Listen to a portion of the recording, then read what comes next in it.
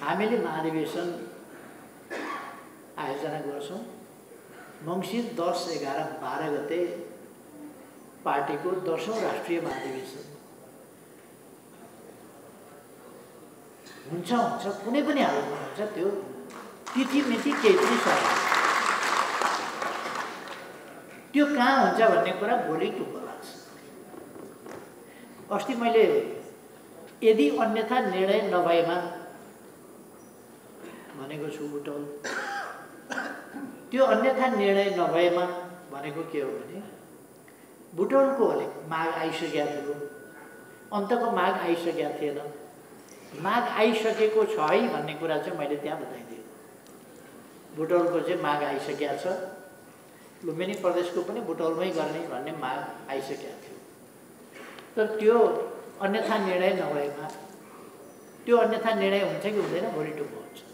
बुटौलमै हुन्छ वा अन्यत्र हुन्छ। मलाई लाग्छ त्यो सर्न पनि सक्छ। त्यसो भएर एउटा कुरा चाहिँ पक्का हो, कहीँ कसैले, कुनै कमिटीले, कुनै प्रदेशको, कुनै जिल्लाको, कुनै पालिकाको कुनै कमिटीले कुनै काम भ्याएन भनेर यहाँनेर यस्तो समस्या पर्यो भनेर महाधिवेशन रोकिँदैन। त्यो चाहिँ अगाडि बढ्छ। तसर्थ हामी महाधिवेशनको तयारीमा अब जुटिसकेका छौँ भने हुन्छ। हामी जुट्न थाल्छौँ। यसपल्ट हामीले व्यवस्थापनको कार्य मुख्य रूपमा गर्नुपर्नेछ। व्यवस्थापनका कार्यका दुईटा पाटा छन्। एउटा बन्द सत्रको पाटो व्यवस्थापनको अथवा प्रतिनिधिहरूको व्यवस्थापन गर्नेदेखि लिएर बन्द सत्र सञ्चालन गर्नेसम्मको पाटो एउटा। अर्को पाटो जनउपस्थिति। हामी सबैलाई थाहा छ नेकपा एमाले पार्टीको अरू कसैसँग तुलनै हुँदैन। कसैले यसो सभामा चित्त बुझाउनका लागि कुरा गर्नु अथवा कसैले हौसिएर कुरा गर्नु, कसैलाई कस्तो हुन्छ भने हामी त एउटा वडा पनि जित्न गाह्रो पर्छ है क्या हो भन्छन्। एक दिन साँच्चै बोले है, ठिकै बोले, बुझेछन् कुरो भनेर मैले भन्छु। त्यसपछि उनीहरू कहाँ फेरि हल्ली खल्ली हुन्छ। यस्तो पनि भन्नुहुन्छ भनेपछि सबभन्दा ठुलो पार्टी हामी बनाएर छोड्छौँ भनेर भोलिपल्ट भन्छ।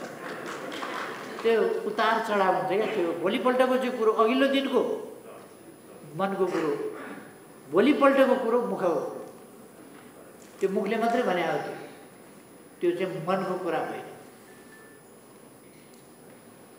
नेकपा एमाले मात्रै यस्तो पार्टी हो नेपालमा जोसँग गन्तव्य छ, कहाँ पुग्ने भन्ने गन्तव्य छ। अरू कुनै पार्टीसँग गन्तव्य छैन।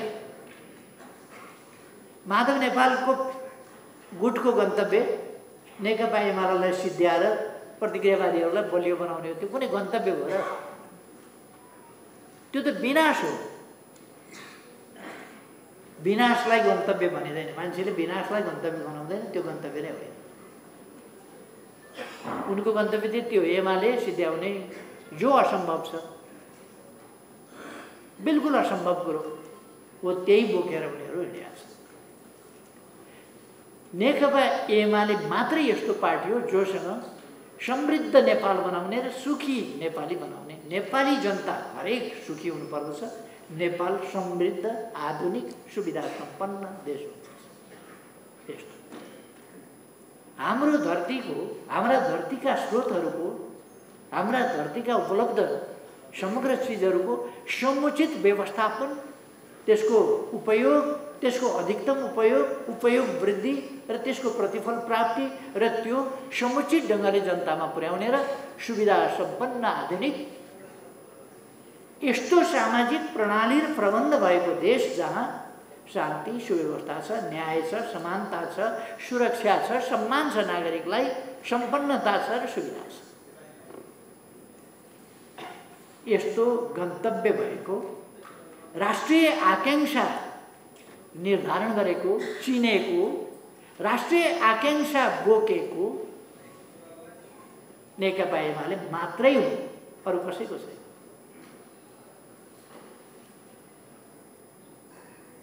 र एउटा त गन्तव्य भएको पार्टी हो, यो त स्पष्ट छौँ नि हामी। अरू कसैसँग गन्तव्य कुनै पनि छैन। कसैले के भन्ला, कसैले के भन्ला, कसैले समाजवाद भन्ला, कसैले के जाति भन्ला। अब भनिदिनलाई त के भयो?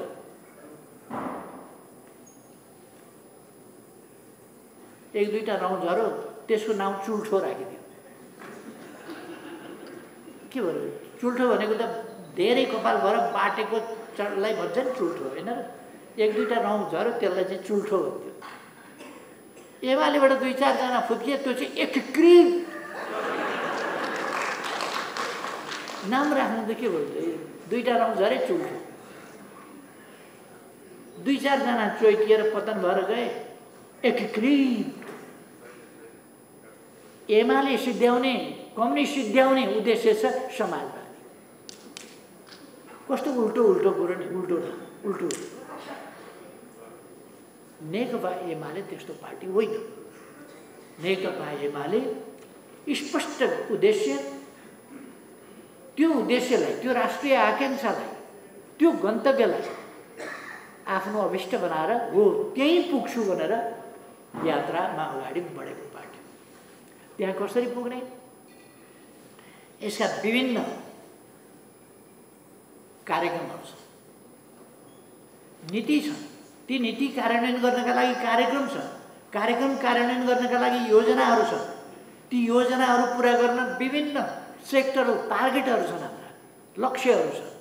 ती लक्ष्यहरू पुरा गर्दै हामी अगाडि बढ्छौँ। शिक्षाको क्षेत्र, स्वास्थ्यको क्षेत्र, पूर्वाधारको क्षेत्र, विद्युतको क्षेत्र, सञ्चारको क्षेत्र, आधुनिक विज्ञान प्रविधिको विकासको क्षेत्र, पर्यटनको क्षेत्र, अरू विभिन्न क्षेत्रहरू, वातावरणीय सुरक्षा र सन्तुलनका प्रश्न, त्यसका इम्प्रुभमेन्टका, त्यसका विकासका पक्षहरू, यी सबै यी काम गर्न के चाहिन्छ?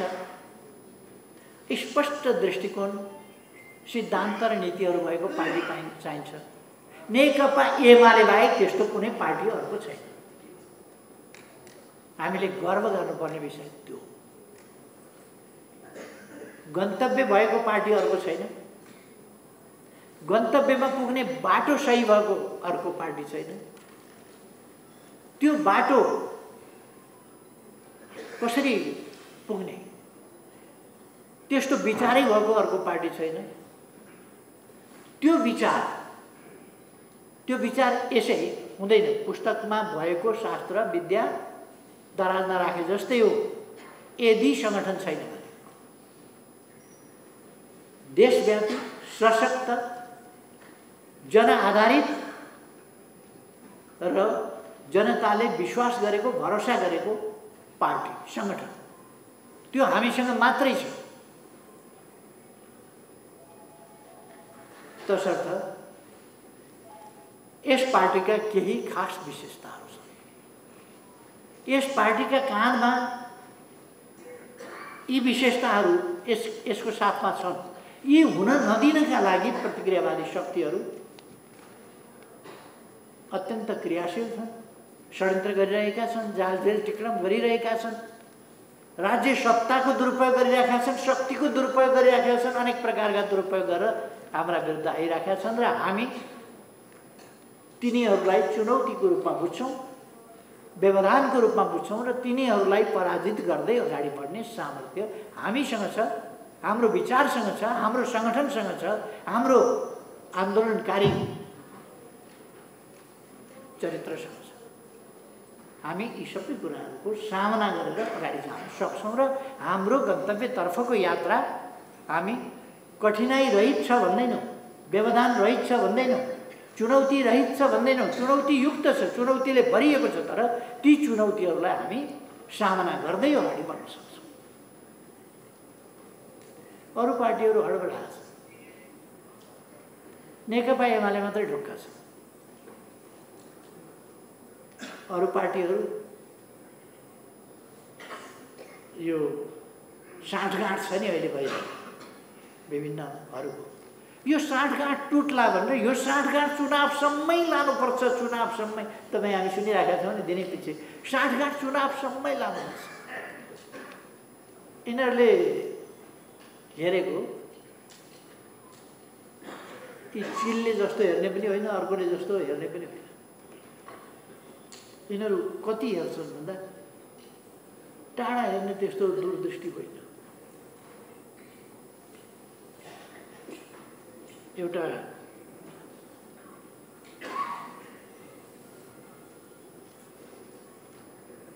मैले कसैलाई कुनै कसैसँग तुलना नगरिकन एउटा कथा मात्रै भनिदिन्छु। रूपचन्द्र बिष्ट रुदाने भन्ने मान्छे हुनुहुन्थ्यो, विद्वान मान्छे, वा जनप्रतिनिधि पनि हुनुहुन्थ्यो, दार्शनिक मान्छे हो, विद्वान मान्छे हो रूपचन्द्र बिष्ट रुदाने। उहाँ दामनको टावरमा बस्नुहुन्थ्यो। उहाँले एउटा गजबको ठुलो कुकुर पाल्नु भएको रहेछ। एक दिन बिहान दामनको टावरबाट हेर्दाखेरि त कतै बादलको एउटा ठेक्लो पनि छैन, केही छैन, आकाश एकदम सफा छ, यति मनोरम हिमाल देखिएको छ। सूर्य उदाउन लागेको छ। त्यो उदाउन लागेको सूर्यका बखत टल्किएको हिमाल मनमोहक छ। न त्यो दिन टुरिस्ट छ त्यहाँ, न कोही छ, कोही पनि छैन, कसलाई देखाउनु। कोही नभेटाएपछि उनले आफूले पालेको त्यो कुकुरलाई ल्याएछन् र ल हेर त कति राम्रो हिमाल। ऊ त्यो पर देखिएको यो हिमाल हो, त्यो यता देखिएको यो हो, त्यो यहाँ हो, त्यहाँ हो भन्दै भन्दै देखाउन खोज्छन्। कुकुर पर हेर्दै हेर्दैन, यसो मात्रै गर्छ। यो अगाडि देखिएको लाङटाङ हो, यो अगाडि देखिएको सोझै देखिएको गणेश हिमाल हो, परतिर यो हो मनासडो के हो, उतापट्टि अन्नपूर्ण हो, त्यो पर देखिएको धौलागिरी भन्छन्। कुकुर यतातिर हेरेर स्वाङस्वाङ मात्रै गर्छ, नजिकै हेर्छ स्वाङस्वाङ गर्छ। उनले घाँटी समातेर कुकुरलाई मुन्टो यसो ठाडो पारेर उहाँ हेर्न हिमाल, हिमाल हेर कति राम्रो छ भनेर उनले भने। तर त्यसरी टाउको उँभो फर्काए पनि कुकुर आँखा उँधो फर्काएर चाहिँ टक्सा गर्छ, पर हेर्दै केही छ। समृद्ध नेपाल सुखी नेपाल हेर त भने यसो, समृद्ध नेपाल सुखी नेपाल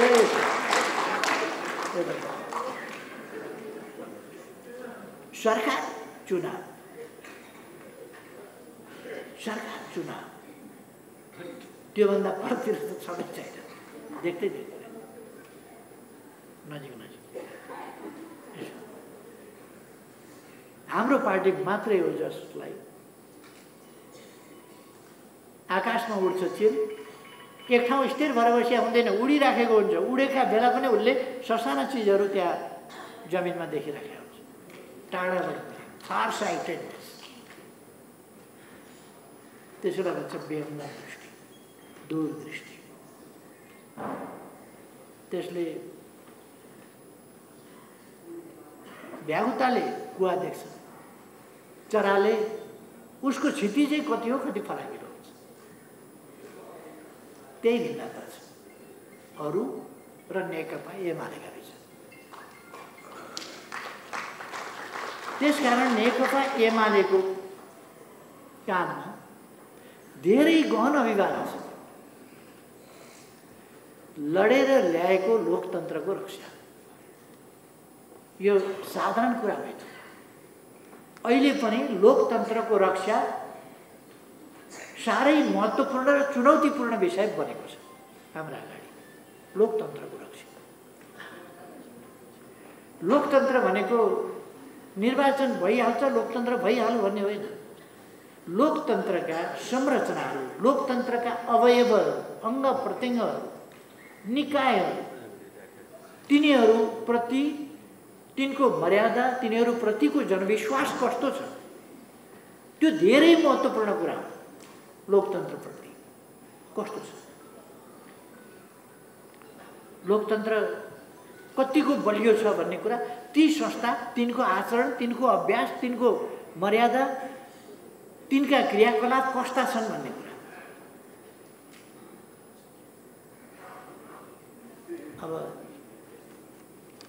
हामी हेऱ्यौँ भने सरकारको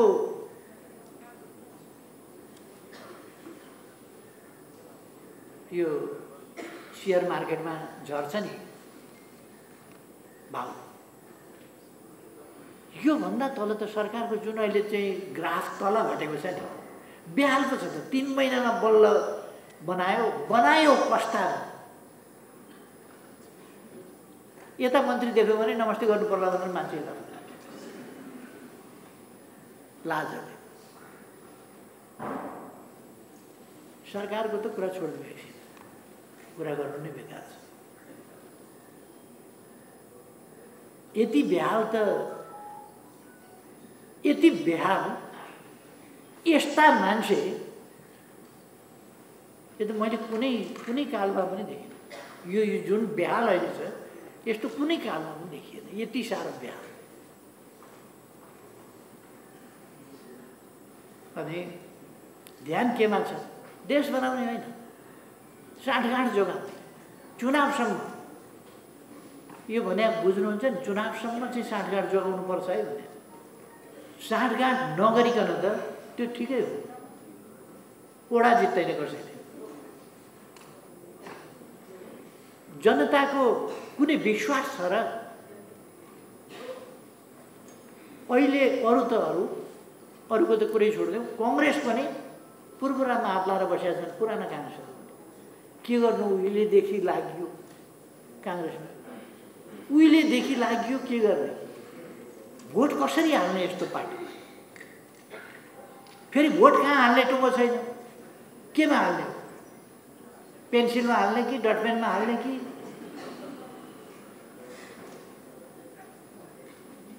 गोलाकारभित्रको हँसिया हथौडामा हाल्ने कि रुखमा हाल्ने कि केमा हाल्ने भन्ने नि टुङ्गो छैन। छातामा हाल्ने कि लौरोमा हाल्ने कि केही टुङ्गो छैन। अचम्म छ,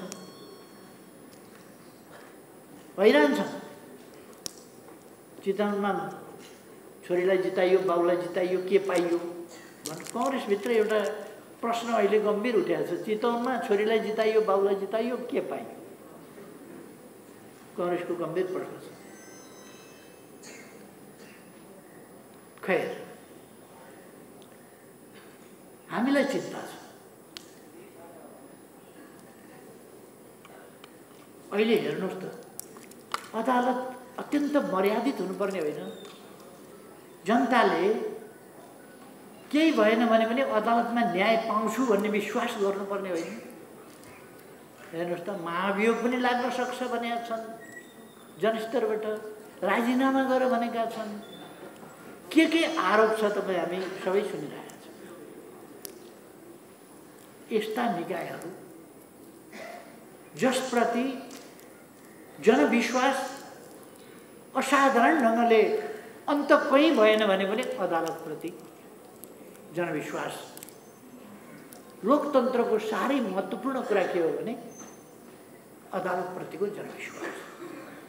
त्यो त आज त धराशायीमा आउँछ। मैले अलिक अगाडि नै भने, हामी मुद्दा जित्छौँ हार्छौँ भन्ने कुरा होइन। कसले हामीले 1 महिना अगाडि निकालेका मान्छे सदर भन्दै नक्कली ढङ्गले पार्टी दर्ता गर्न पायो कि पाएन भन्ने कुरा होइन। यी सबै अस्थायी कुरा हुन्। पार्टी दर्ता हुँदैमा के हुन्छ? दर्ता भए त्यही चुनावसम्म घस्रिएर जाने होइन? चुनावमा जनताले त दर्ता त गर्दैन त यस्तो पार्टी। निर्वाचन आयोगमा दर्ता भएर त चुनावसम्म दर्ता हुने, चुनावमा त जनताले दर्ता बदर गरिदिन्छ। सार्वभौम जनता त त्यहाँ बाँकी छन्। यी ठुला कुरा होइन, तर न्यायिक निकायहरूको, अर्धन्यायिक निकायहरूको, निर्णय गर्ने संस्थाहरूको मर्यादामा लोकतन्त्र अड्या हुन्छ, विश्वासमा लोकतन्त्र अड्या हुन्छ। संविधानको कार्यान्वयनमा, कानुनको कार्यान्वयनमा, कानुनको राज छ भन्ने विश्वास र अवधारणामा लोकतन्त्र जीवित हुनुपर्छ। जनताप्रति सरकार इमान्दार छ भन्ने कुरामा जनता विश्वस्त हुनुपर्छ। देशप्रति सरकार इमान्दार छ भन्ने कुरा विश्वस्त हुनुपर्छ। त्यो स्थिति छैन। यो स्थिति छैन। यो यथार्थ। यस स्थितिलाई बदल्ने र त्यस्तो परिस्थिति त्यस्तो समय ल्याउने जसले देश हितको रक्षा गर्न सक्छ, जनहितको रक्षा गर्न सक्छ, लोकतन्त्रको रक्षा गर्न सक्छ, लोकतन्त्रका स्तम्भमा रहेका संस्थाहरूको मर्यादाको रक्षा गर्न सक्छ, माथि उठाउन सक्छ, त्यस्ता संस्थाहरूलाई अपवित्र गर्दैन। अब यहाँ त त्यसैले हाम्रो काम गरिबी हटाउने, देशबाट देशलाई समृद्ध बनाउने यो अभिभारा त छँदैछ। तर त्यसो गर्नका लागि हामीले सँगसँगै बुझ्नुपर्छ कि लोकतान्त्रिक प्रणालीको रक्षा गर्न, लोकतान्त्रिक प्रक्रियाको रक्षा गर्नका लागि त्यस्ता सबै सङ्घ संस्थाहरू आफ्ना थान्कामा बस्नु, जसबाट लोकतन्त्र वास्तविक अर्थमा क्रियाशील हुन सकोस्। त्यसरी मात्रै देश विकास हुन सक्छ। त्यसको उपाय के छ त भन्दा जनताको असाधारण विश्वासबाट हामीले बहुमत प्राप्त गर्नुपर्छ। हामी अल्छी भयौँ भने त, हामी जनताका बिचमा गएनौँ भने, हामीले जनता जगाएनौँ भने, हामीले मजदुर किसान जगाएनौँ भने, हामीले जनताहरूलाई सचेत गराएनौँ भने अरूले अल्प ल्याउन सक्छ। भ्रमबाट जनतालाई मुक्त गरेनौँ भने अरूले भ्रम त पारिरहन सक्छ। त्यसकारण भ्रमबाट हामीले जनतालाई मुक्त गर्न पर्छ।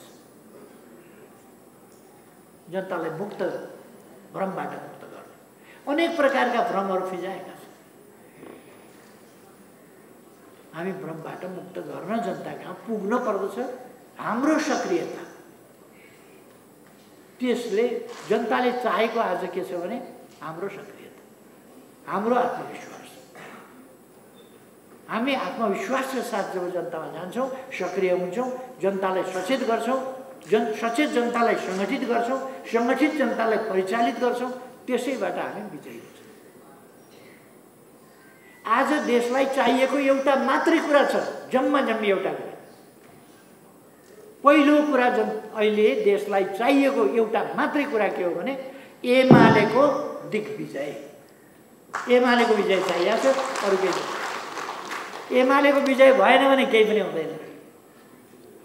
अरूसँग केही छँदै छैन, न गन्तव्य, न बाटो, न दृष्टिकोण, न केही, न प्रतिबद्धता, न सङ्कल्प।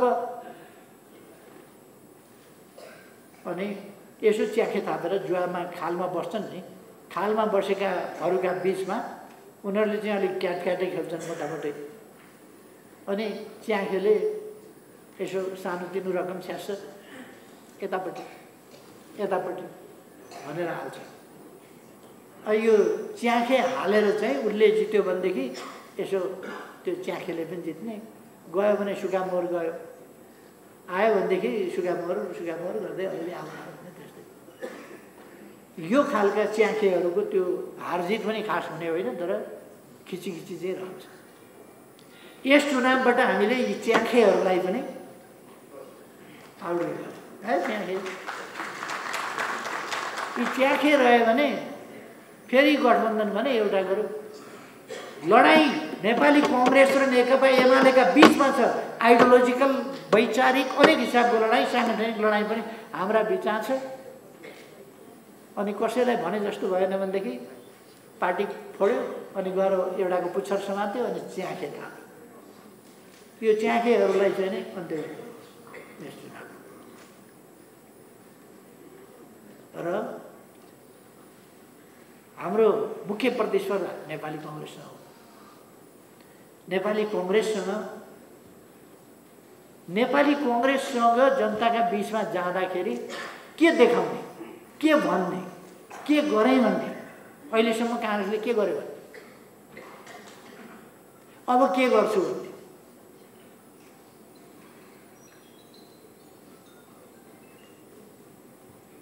अहिलेको सरकार एक खालको नायबीद्वारा चलाइएको निमित्त नायकको सरकार। यो नायबीद्वारा चलिरहेको छ, निमित्त नायकको सरकार। नायक नायक होइन।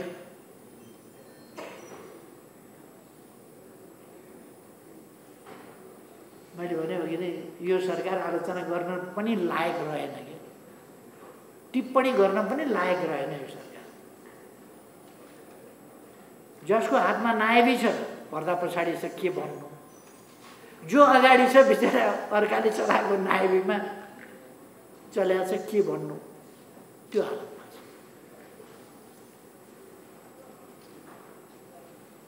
यो साँच्चै यो सरकार कसले चलाएको छ भनेर कसरी भन्न सक्छ अहिले नेपालमा? कसले चलाएको छ, कसले चलाएको छ? भित्रकाले चलाएका छन् कि बाहिरकाले चलाएका छन् कि भित्रैका पर्दा पछाडिकाले चलाएका छन् कि अगाडिकाले? यस्तो स्थितिमा छ। र हामी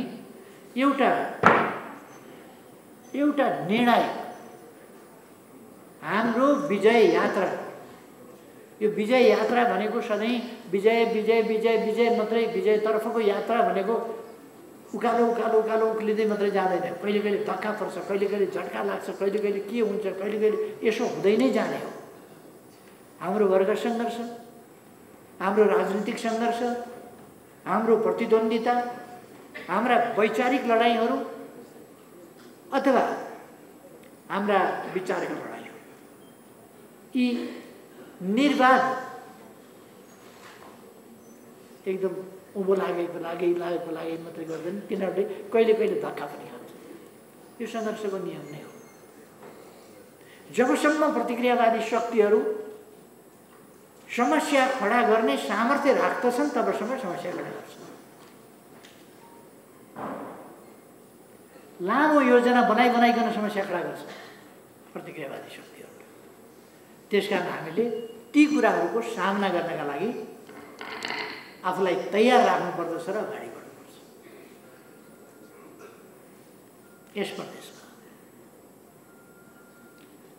यस प्रदेशमा अहिले मैले भनेका कामहरू गर्न, प्रतिक्रियावादी शक्तिलाई समग्रमा पराजित गर्न, हामीले वैचारिक लडाइँ पनि लड्नु परेको छ, प्रचार युद्ध पनि सञ्चालन गर्नु परेको छ। उनीहरूसँग प्रचार सामग्री छ, हामीसँग सामग्री छैन। हामीले भएका सामग्रीहरूलाई प्रयोग गर्ने र आधुनिक प्रविधिको प्रयोग, त्यस मार्फत हामीले उछिन्नु पर्नेछ। अर्को, हाम्रो सक्रियताले जनताको बीचमा गएर जनतालाई सम्झाएर हामीले प्रचार युद्ध जित्नु पर्नेछ। एकातिर विकास निर्माणका निम्ति हामीसँग योजना हुनुपर्छ, दृष्टिकोण हुनुपर्छ, हामी विकास यो गर्न सक्छौँ भन्ने कुरा हुनुपर्छ र हामीले कुनै जिम्मा लिएर छोड्दाखेरि यो गरेँ है मैले भन्ने हाम्रो ठाउँ बनाउनुपर्छ। हाम्रा वडा हुन् कि, हाम्रा पालिका हुन् कि, हाम्रा जिल्ला हुन् कि, हाम्रा प्रदेश हुन् कि, हाम्रा विभिन्न आयोजना होस् कि, हामी कहीँ जिम्मा लिन्छौँ भने जहाँसुकै पनि होस् जिम्मा लिएका ठाउँमा, प्रदेश कमिटी होस् कि, साथीहरू प्रदेश कमिटीमा हुनुहुन्छ, प्रदेश कमिटीको सदस्यको हैसियतमा तपाईँहरू कतिको सफल हुन सक्नुहुन्छ? प्रश्न त्यो हो। हामी हरेकले आफ्नो काममा सफल हुनै पर्दछ, असफल हुने हामीलाई छुट छैन। जुन ठाउँमा हामी हुन्छौँ त्यो सफल हुनुपर्छ, जुन काम हामी जिम्मा लिन्छौँ सफल हुनुपर्छ। जुन ठाउँ हामीले यसरी ड्राइभ गर्नु हुँदैन जसले बाटाबाट तल खसोस्, गाडी दुर्घटना हुने गरी, खस्ने गरी, अथवा नदौडिने गरी, अथवा बिग्रिने गरी, अथवा तीव्र गति चलाउन खोज्दाखेरि कन्ट्रोल नहुने गरीको गति, कुनै पनि गर्नु हुँदैन भन्ने कुरा हामीले सावधान। हामीलाई चाहिएको सफलता, अत्यन्त सन्तुलित ढङ्गले हामीले सफलतामा पुर्याउनुपर्छ। सफलतामा पुर्याउन हरेक सफल हुनुपर्दछ। तपाईँहरूले आफ्ना ठाउँमा सफल ढङ्गले नेतृत्व गर्नुपर्दछ। सफल ढङ्गले नेतृत्व गर्न योजना, सक्रियता। मैले अस्ति एउटा युट्युब यसो बेलुका देखाएको थिएँ, खोल्दै जाँदाखेरि युट्युब आयो, एउटा शिक्षिका पढाउँदै रहेछन् त्यहाँ, बेलुकाको क्लास रहेछ। अनि उनले भन्दै थिए, मैले दिनभरि तयारी गरेर यो अहिले पाठ्य सामग्री तपाईँहरूलाई जुन म पढाउँदैछु त्यो दिनभरि तयारी गरेर म यहाँ पढाउन आएको छु, पढाउँदैछु। यति स्किलफुल ढङ्गले पढाइराखेका थिइन् उनले। त्यो चाहिँ उनले दिनभरि त्यो बेलुका पढाउनका लागि दिनभरि मेहनत गरेकी छन्, दिनभरि तयार गरेकी छन्, र उनसँगको टिमले दिनभरि लगाएर तयार गरे बुझेर बेलुकाको कोर्स, बेलुका यो पढाउने, यसरी पढाउने, यसरी बुझाउने भनेर त्यो बुझाउनका लागि चाहिँ उसले त्यो तयार गरेको छ। एउटा टिम लागेको छ एउटा क्लासका लागि। अर्थात् हामीले हाम्रो काम गर्दा पनि त्यसै गरी होमवर्क, आफ्नो गृह कार्य, आफ्नो तयारी हामी के गर्छौँ त भन्दा योजना हाम्रो हुनुपर्छ। कताबाट काम थाल्छौँ, कसरी अगाडि बढाउँछौँ, कसरी सम्पन्न गर्दै जान्छौँ र कसरी पुरा गर्छौँ, कति अवधिमा पुरा गर्छौँ, त्यो अवधिलाई कसरी आवधिक टार्गेट हाम्रा के हो, क्षेत्रगत टार्गेट के हो, साङ्गठनिक टार्गेट के हो, प्रशिक्षणगत टार्गेट के हो, जनताका बिचमा जाने टार्गेट के हो, यी सबै कुराहरूको हामीले चाहिँ निश्चित समयावधिभित्र के गर्ने, यो हरेक कमिटीको हरेक साथीहरूको त्यो हुनुपर्दछ। र त्यसो गर्दाखेरि मात्रै तपाईँहरू सफल हुन्छ। हिँड्दै जाउँ, चल्दै जाउँ भनेर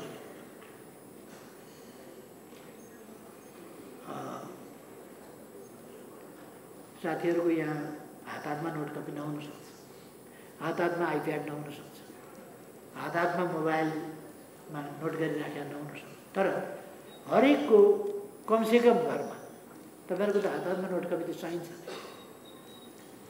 तपाईँहरूले स्मरणका लागि पनि नोट गर्नेदेखि लिएर अनि आफ्ना कार्ययोजनाहरू चाहिँ पहिले तयार गर्नुपर्छ लिखित रूपमा। अनि तपाईँले एक हप्ताको कार्ययोजना बनाउनु भयो भने एक हप्तापछि तपाईँले समीक्षा गर्नुपर्छ कि त्यो मैले बनाएको कार्ययोजना पुरा गरेँ गरेन, भयो कि भएन, के कारणले भएन, कहाँनिर कमी रह्यो। एक महिनाको टार्गेट तपाईँको छ भने एक महिनामा यति गर्नेछ भने त्यो गर्नु। योजनाबद्ध ढङ्गले हामी अगाडि गयौँ भने हाम्रा विरोधीहरू यसै कहाँ पछाडि छोडिएका छन्, अझै तिनीहरू कहाँ पछाडि छोड्छन्। सफलता मेहनतले प्राप्त हुने। राम्रो खेलाडी, एउटा टेबल टेनिस खेलाडी राम्रो कसरी हुन्छ भने अभ्यास गरेर। एउटा गायक राम्रो गायक, एउटा गायिका राम्रो गायिका कसरी हुन्छ भन्दा उसले अभ्यास गरेर, अभ्यासपछि रियाज गरेर, उसले भोकल ट्रेनिङ, अरू ट्रेनिङ थुप्रै ट्रेनिङहरू हुन्छ। तिनीहरू पछि उसले रियाज कन्टिन्यू गर्नुपर्छ। रियाज कन्टिन्यू भएन भने उसले गाउन सक्दैन, राम्रो गाउन सक्दैन। गाइदिनलाई त के गरौँ, मैले पनि गाइदिन्छु। तर राम्रो गाउने हो भने रियाज निरन्तरको हुनुपर्छ। हाम्रो अभ्यास त्यस्तै हो कामको कि हामीले एकभन्दा अर्को काम, अझ एउटा कामपछि अर्को काम हाम्रो अझ उत्कृष्ट ढङ्गको हुनुपर्छ। त्यस ढङ्गले तयारी गरेर जानुपर्छ। हाम्रो सफलता हाम्रा कमिटीहरू, हाम्रा कमरेडहरूको सफलतामा निर्भर गर्छ। हरेकको सफलता, हाम्रा कमिटीहरू, हरेक कमिटीको सफलता। एउटा चाहिँ कस्तो छ भने क्षमता वृद्धि यस्तो चिज हो, यहाँबाट भनौँ त्यहाँ त्रिपुरेश्वरसम्म केही चिज पुर्याउनु पर्यो। मसँग 5 केजीभन्दा बढी बोक्ने सामर्थ्य छैन, या 10 केजीभन्दा बढी बोक्न सक्दिनँ। मैले 10 केजी बोक्छु र त्रिपुरेश्वरसम्म पुर्याउँछु अनि फेरि फर्केर आउँछु, फेरि अर्को 10 केजी त्रिपुरेश्वरसम्म, फेरि आउँछु 10 केजी बोक्छु त्रिपुरेश्वरसम्म। जहिले पनि मान्छेले मलाई के देख्छ भने यो सभागृहदेखि त्रिपुरेश्वर, त्रिपुरेश्वरदेखि सभागृह बाटैमा देख्छ जहिले पनि। एउटा पोको बोक्या छ, कहिले रित्तो झोला बोक्या छ, कहिले एउटा पोको बोक्या छ, हिँड्या छ। उहाँ चाहिँ क्षमता वृद्धि गर्नुभएको छ, उहाँले बोक्ने क्षमता धेरै छ। 1 क्विन्टल बोक्नुहुन्छ, ढ्याक्कै 1 क्विन्टल काँधमा हाल्नुहुन्छ, लुइलुई जानुहुन्छ, 1 क्विन्टल त्यहाँ खसालेपछि। म 10 पल्ट बाटा हिँड्दाखेरि दिनभरि जान्थ्यो, उहाँ 1 पल्ट जाँदाखेरि काम पुग्यो। क्षमता वृद्धि गरेर चाहिँ त्यो। त्यसो गरेपछि तपाईँले 1 क्विन्टल 1 पल्टमा पुर्याउनुहुन्छ। म चाहिँ सक्रिय देखिन्छु। उहाँले 1 पल्ट गरेको काम जति मैले दिनभरि गर्दाखेरि बल्ल त्यति काम भएको हुन्छ। त्यसकारण क्षमता वृद्धि भनेको त्यो हो कि त्यसबाट हामीले क्षमता वृद्धि गरौँ। त्यसो गरेपछि उहाँले के गर्न सक्नुहुन्छ भने एउटा त्यो काम त भइगयो, त्यस्ता 10वटा काम गर्न सक्नुहुन्छ नि उहाँले, 10वटा काम गर्न सक्नुहुन्छ। त्यसकारण अचम्म लाग्दो गरी सफल हुन्छ। यसमा पनि सफल छ, त्यसमा पनि सफल छ, यता पनि सफल छ, उता पनि सफल छ। कसरी छ भन्दाखेरि क्षमता वृद्धि गरेको छ, उसले बोक्नु सक्छ। एउटा मान्छेले बोक्ने र ट्रकले बोक्नेमा फरक किन? त्यही कुरा हो। त्यसको चाहिँ मेसिन प्रयोग गरेर क्षमता वृद्धि गरिरहेको छ, बोक्ने क्षमता। हामी मान्छेले आफूले बौद्धिक क्षमता, कार्य क्षमता, सङ्गठन क्षमता, वैचारिक अरू क्षमताहरू यसरी विकास गर्न सक्छौँ। त्यसकारण क्षमता वृद्धिको सम्बन्धमा काम कसरी सफलतापूर्वक सहज ढङ्गले छोटो समयमा धेरै काम कसरी गर्न सकिन्छ, छोटो समयमा धेरै काम, अध्ययन कसरी छोटो समयमा धेरै अध्ययन गर्न सकिन्छ। र किताब पढेर सिध्याउने मात्रै कुरा होइन। कतिपय साथीहरूले अध्ययन गर्ने भन्दा के कसरी बुझिया देखिन्छ भने अध्ययन पढ्ने पढ्ने पढ्ने पढ्ने पढ्ने पढ्ने चिना भन्ने हुन्छ, मान्छेको ग्रह दशा लेखा हुन्छ नि, त्यो जन्मेको अलिक पछि कस्तो छ ग्रह दशा भनेर आजकल ज्योतिषीहरू पनि खुब चर्किया छन्। त्यो ग्रह दशा लेखेको चिना भन्नेलाई एउटा माउकिरो भन्ने हुन्छ, त्यसले खान्छ। चिना खान्छ त्यसले, सिँगै चिना खतम। तर कतिवटा ग्रह थिए त्यो चिनामा उसले थाहा पाउँदैन। चिना त खाइसक्यो, ग्रह कतिवटा थिए त्यसमा थाहा पाउँदैन, नक्षत्र कति थिए थाहा पाउँदैन। त्यसकारण हाम्रो पढाइ पनि खान चाहिँ चिना खायो, तर ग्रह कति थिए, कति नक्षत्र थिए थाहा नपाउने हुनु हुँदैन। पुरानो गाउँघरको भनाइमा के भन्छन् भने 12 वर्ष रामायण पढो सीता कसकी जोइ भन्छन् नि, गाउँघरतिर त्यस्तो भनाइ छ। 12 वर्ष रामायण पढेपछि कसको श्रीमती अरे सीता भनेर सोध्यो भने होइन मैले त रामायण पढ्न त पढेको, कसको पो हो, त्यस्तो पढाइ होइन। हामीले ट्वाक ट्वाक ट्वाक ट्वाक के त्यसबाट निकाल्नु पर्ने हो। त्यो ठक्क निकाल्ने, यस्तरी निकाल्ने कि त्यो फेरि बसोस् क्या मस्तिष्कमा बस्ने गरी अध्ययन गर्ने, छोटो समयमा धेरै अध्ययन गर्ने। धेरै अध्ययन गर्नुपर्छ हामीले। त्यसकारण छोटो समयमा धेरै अध्ययन गर्ने, अध्ययन गर्दा फरक नपर्ने गरी शिलापत्रभन्दा बढ्ता हुने गरी अध्ययन गर्ने, त्यसरी लेखियोस् भित्र, त्यसरी अध्ययन गर्ने, क्षमता वृद्धि गर्ने। यी कामहरूमा कम्प्युटर लाग्नुभयो भने तपाईँहरू सफल हुन सक्नुहुन्छ। मैले अघि शुभकामना भने, तर शुभकामना चाहिँ कसरी सफल हुन सक्छ भन्दा यसरी सफल हुन सक्छ। योजना बनाउँदै एउटा पुरा योजना, तपाईँ आफ्नो निर्वाचन क्षेत्र, आफ्नो जिल्ला छ भने आफ्ना जिल्लाका सबै पालिका, सबै वडा, सबै प्रदेशका पुरा निर्वाचन क्षेत्रहरू कसरी जितिन्छ त्यसको हिसाब गर्नुहोस् न। कति भोट आएको थियो, के कारणले आएको थियो, कति भोट बढी छ, कति कमी छ, कहाँ बिग्रिन सक्छ, कहाँ बिगार्न सक्छ, विपक्षी कस्तो ढङ्गले आउँछ, आफू कस्तो ढङ्गले जाने हो, कति भोट कहाँबाट बढाउनु पर्ने हो। हामी त उन्नति गर्दै जानु पर्यो। नयाँ पङ्क्ति, युवा पङ्क्ति निस्किएको छ नयाँ भोटरको रूपमा। 74 भन्दा त यता नयाँ भोटर निक्लिया छन् नि। त्यो नयाँ भोटरको पङ्क्ति ठुलो छ, त्यो पङ्क्ति, त्यसलाई अन्त जाने दिनु भएन।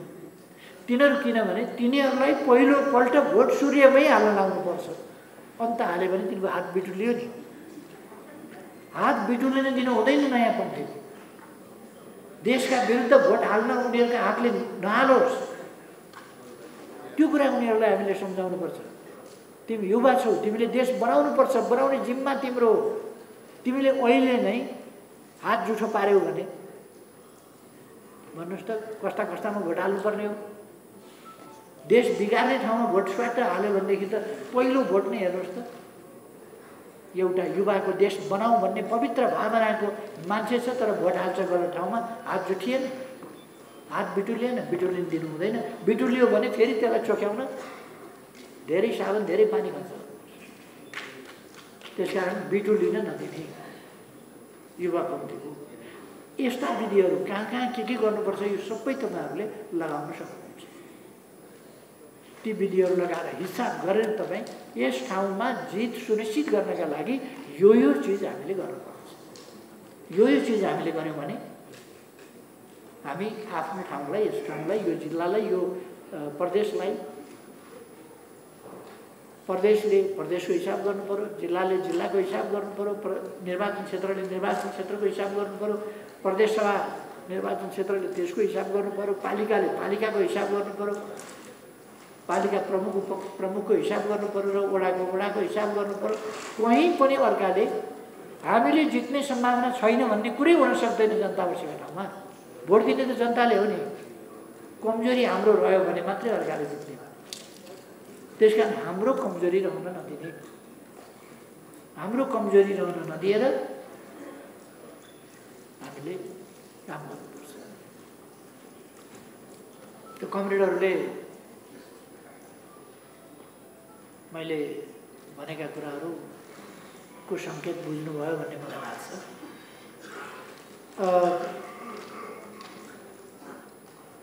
आज हाम्रो पार्टीमा जुन उत्साह छ, हाम्रो पार्टी फुटायौँ भन्छन्, यस पार्टीबाट प्रचण्ड आफ्नो गुट लिएर अलग गए, माधव नेपाल एउटा सानो हिस्सा लिएर नयाँ पार्टी खोले भनेर माधव नेपाल कुदिया छ, एमाले फुटाइयो भनेर कतिपय सोचिराखेका छन्।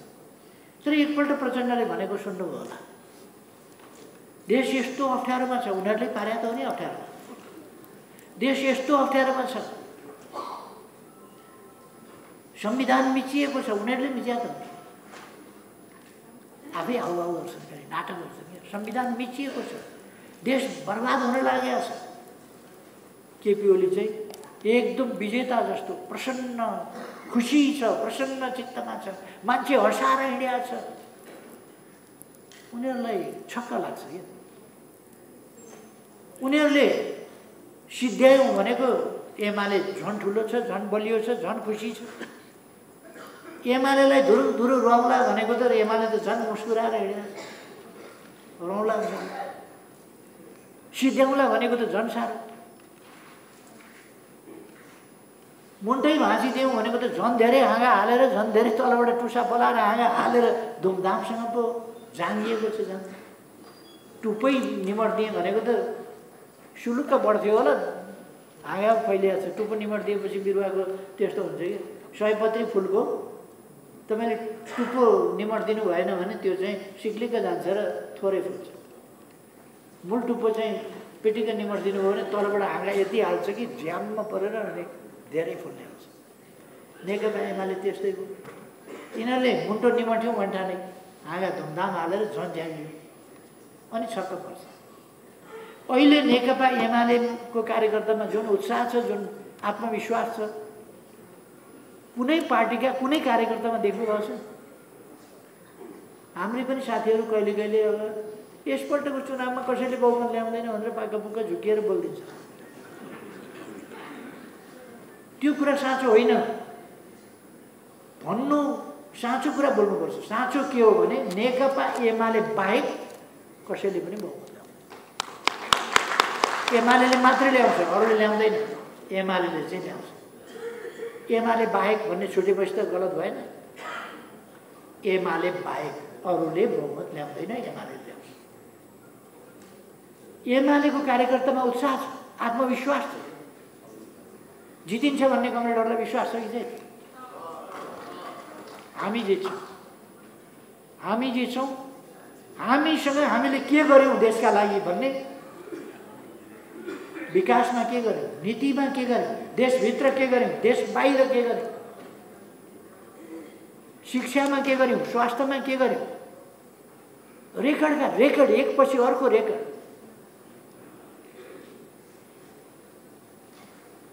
कमरेडहरू सबै महाधिवेशनका प्रतिनिधि अस्ति हुनुहुन्थ्यो। महाधिवेशनमा विद्यार्थीहरूले एउटा 101 भन्ने विकासको के बाँड्या पनि थियो क्या, त्यो पाउनुभएको होला कमरेडहरू। कतिले नपाएको भएदेखि त्यस्तो अरू पनि हामी वितरण गर्छौँ। विद्यार्थीले अस्ति वितरण गरिरहेको छन् 101 उपलब्धि भन्दा। एउटा ऊ देखाइयो नि त, होइन, त्यो भिडियो देखाइयो नि त एउटा, त्यसमा पनि उपलब्धिका कुराहरू आएको छ। कमरेडहरूले यो हेर्ने दुईवटा कुरा गर्ने, सामग्री पनि साथमा राख्ने, साना साना खालका सामग्री, फोल्डिङ सामग्री बनाएर। अर्को सबैभन्दा बढी उहिले त्यो कण्ठ गर्ने हुन्थ्यो नि त, पुराण कण्ठ गरे हुन्छ मान्छेको, वेद कण्ठ गरे हुन्छ, महाभारत कण्ठ गरे हुन्छ, रामायण कण्ठ गरे हुन्छ। जब त्यत्रो किताब कण्ठ गरे हुन्छ भने हामी त त्योभन्दा ससानो बनाउँछौँ नि त। त्यो त हामीलाई सबै 101 वटा किन नआउने?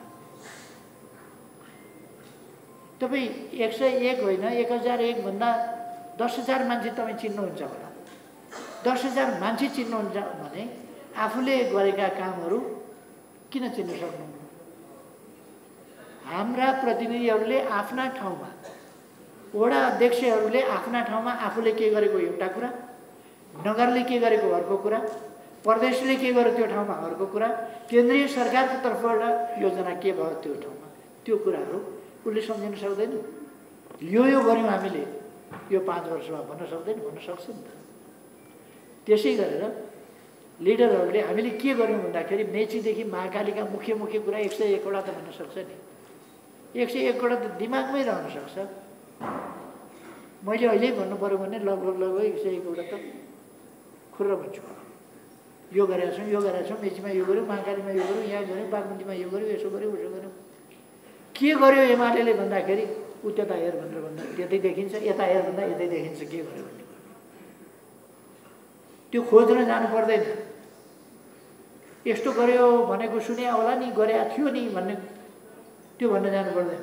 त्यहीँबाट भन्न सकिन्छ नेकपा एमाले के गर्यो भनेर ऊ त्यहाँ हेर, ती देखाउन सकिन्छ, यता हेर ती देखाउन सकिन्छ, स्वास्थ्य चौकीतिर देखाउन सकिन्छ, स्कुलतिर देखाउन सकिन्छ, छानातिर देखाउन सकिन्छ। कहीँ फुस्का छाना तिनका भइरहेको छ, कहीँ पुनर्निर्माण देखाउन सकिन्छ, कहीँ छाना देखाउन सकिन्छ, कहीँ नयाँ घर देखाउन सकिन्छ, कहीँ के देखाउन सकिन्छ, कहीँ बाटा, कहीँ पुल, कहीँ झोलुके पुल देखाउन सक्ने त कति कुरा छन्।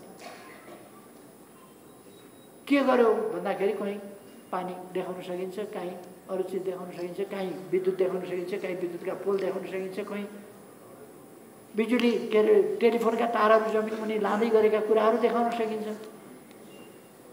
जमिन माथिका कुरा देखाउन सकिन्छ, जमिन मुनिका कुरा देखाउन सकिन्छ, उड्ने कुरा देखाउन सकिन्छ, उड्ने कुरा देखाउन सकिन्छ, उडाउने ठाउँ देखाउन सकिन्छ, उडाउने ठाउँ देखाउन सकिन्छ। नेकपा एमाले गर्छ।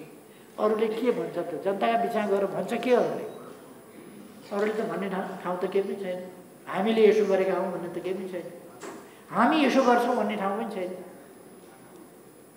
नि। हामीले समृद्ध नेपाल सुखी नेपाली भनेको के हो? समृद्ध नेपाल सुखी नेपाली भनेको यो हो। अरू त बिचराहरू त्यो समृद्ध नेपाल सुखी नेपाली भन्दाखेरि यो त एमालेलाई जस जान्छ भनेर सुखी नेपाली भन्ने आँट पनि गर्दैन बिचरा। डराउँछन्, त्यो शब्दैसँग डराउँछन्। सुखी नेपाली यो त सामाजिक सुरक्षा आत्तिन्छ। बुढाबुढी भनेपछि ज्येष्ठ नागरिक भत्ता आउँछ, वृद्ध भत्ताको कुरा सम्झिन्छ भनेर बुढाबुढी भन्न पनि गाह्रो। बालबालिका भन्यो तिनको अभिभावक बिन बालबालिकाको अभिभावक सरकार भन्यो त्यस बेला एमाले गर्यो त्यो काम। अन्ध अपाङ्ग आदि इत्यादि शारीरिक रूपमा अशक्तहरूको हेरविचार एमाले गर्छ। नेपालमा कोही भोकै पर्दैन, कोही भोकले मर्दैन भन्ने हिम्मत नेकपा एमाले गर्छ। अनि अस्ति एकजनाले मलाई बडो जवाब दिएछ, घाइतेहरू गोली सोली निकाल्नु छ भने प्रचण्डले गोली हनाए, मान्छे मराए, सबै गरे, गोली निकाल्नु त तिनको हुती छैन। कसैको शरीरमा गोली छ, छरा छ भनेदेखि सरकारले त गर्दैन होला, गरेन भने नेकपा एमालेको त्यहाँ थापाथलीमा केन्द्रीय कार्यालय छ, त्यहाँ आउनु, गोली निकाल्ने भन्ने काम गर्छ एमाले भनेको। एकजना मझौला कदका काङ्ग्रेसका कार्यकर्ताले भनेछन् केपी ओली आफै विदेश जान्छ उपचार गर्न, अरूलाई चाहिँ हामी गराउँछौँ भन्छ। यहाँ नहुने उपचार मात्रै म बाहिर गएको छु। मैले किडनी ट्रान्सप्लान्ट गर्दा यहाँ किडनी ट्रान्सप्लान्ट थिएन र म दिल्ली गएर गराएको, यहाँ नभएको हुनाले। नभएको मात्रै, गोली निकाल्न त दिल्ली जानु पर्दैन त, यहीँ निकाल्छु। त्यस कारण मैले भनेको यहाँ आऊ नेकपा एमाले छ भनेर। यहाँ नेपालमा हुन्छ नि त गोली निकाल्ने, छडा निकाल्ने काम। त्यस कारण त्यतिका लागि बाहिर जानु पर्दैन। अर्कोपल्ट म सिङ्गापुर गएँ, नेपालमा नहुने उपचारका लागि मात्रै डक्टरले रिफर गरेर गयो। अनि जवाफ दिनका लागि त मान्छेले दिन्छ, तर अर्थ नबुझिन। अर्कोपल्ट दोस्रोपल्ट मेरो किडनी ट्रान्सप्लान्ट गर्नु पर्यो। यहीँ नेपालमै किडनी ट्रान्सप्लान्ट हुने भएपछि यति कमजोर स्वास्थ्य स्थिति भएका ठाउँमा प्रधानमन्त्री जस्तो पोस्टको मान्छेले सम्भवतः आफ्नै देश भनेर गर्दैन। मैले हाम्रा डाक्टर, हाम्रो स्वास्थ्य प्रणाली, हाम्रा अस्पतालहरूमाथि विश्वास गरेर मैले यहीँ म ट्रान्सप्लान्ट गर्छु। हस्पिटल जानभन्दा अगाडि मैले भनेको थिएँ, म यी अठोटहरू, यी सपनाहरू अधुरै छोडेर बिचमा अल्पिनेवाला छैन। म फेरि तुरुन्तै फर्केर आउँछु। 10 दिनमा फेरि वापस नेपालमै उपचार गराएर फर्किहाल्यो। हामीले स्वास्थ्यका क्षेत्रमा धेरै गरेका छौँ। एउटा पिसिआर टेस्ट एउटा गर्ने ठाउँ थिएन। पहिलो टेस्ट हामीले हङकङ पठायौँ। अहिले देशभरि पिसिआर टेस्ट हुन्छ। अहिले एकैचोटि हामीले 396वटा अस्पतालको एकै दिन एकैचोटि शिलान्यास देशभरि, विश्व रेकर्ड भयो। गिनिज बुकमा यस्ता त कति लेखे हुन्छ, हामीले दाबी नगरेर मात्रै हो। गिनिज बुक त आधा त हामीले गरेका कामले भरिन्छ। हामी यस्तो ज्याद्रो मान्छे हौँ, 2 पल्ट किडनी फेरेको प्रधानमन्त्री नेपालमा बाहेक दुनियाँमा कहीँ पाइँदैन। तीबाट फाला कहीँ पाइँदैन। किडनी फेरेको मान्छे बिमारी जस्तै नभइकन फेरि जस्ताको तस्तै 2 पल्ट किडनी फेरेर पनि उस्ताको उस्तै हुने दुनियाँमा सायद कहीँ हो, यहीँ हुन्छ। यो एमाले हो क्या।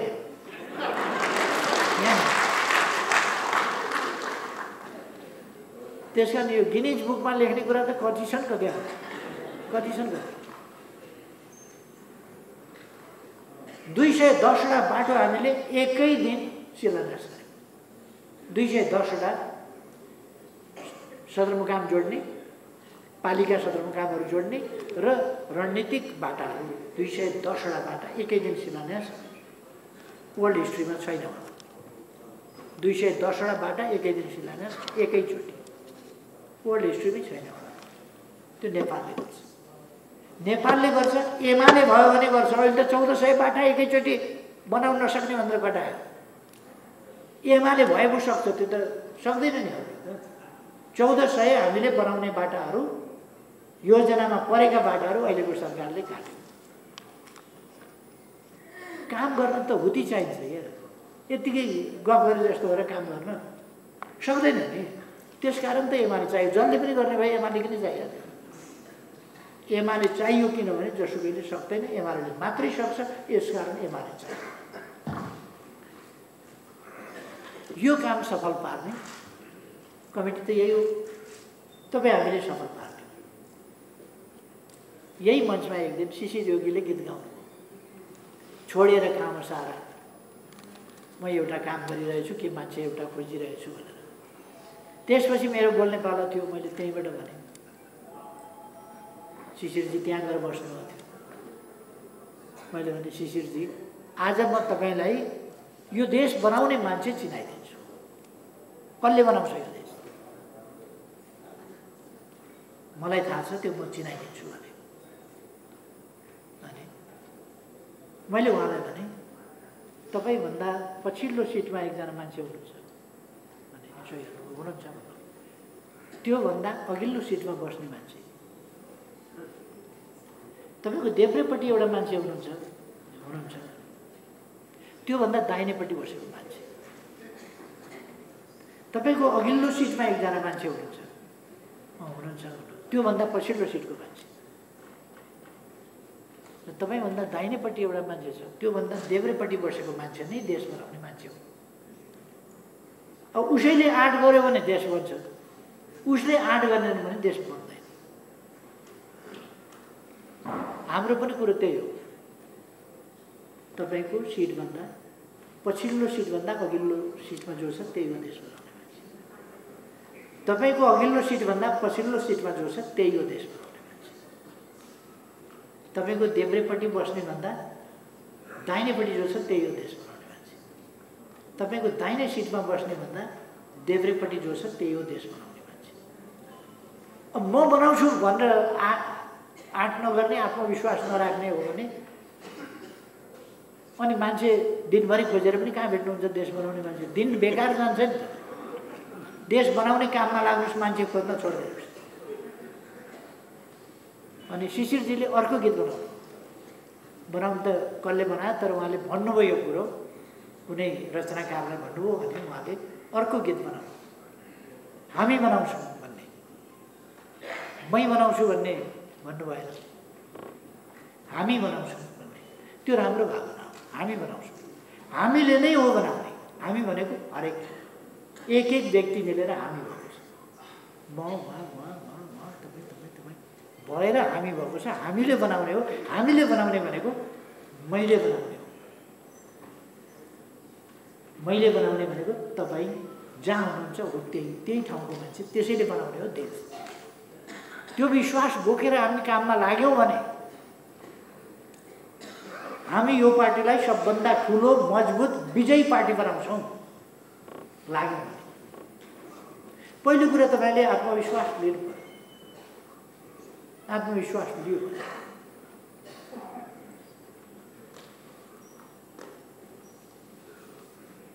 ईश्वरजी कहिले उमेरको हुनुहुन्थ्यो,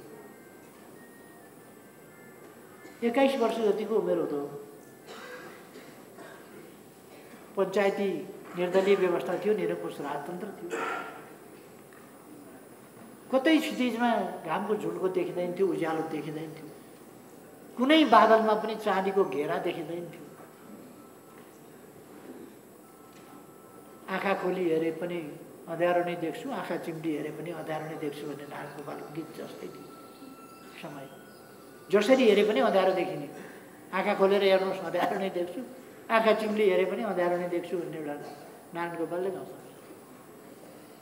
त्यस्तै थियो समय। किन हिँड्नुभयो होला क्याम्पस छोडेर, पढाइ छोडेर? सम्भावित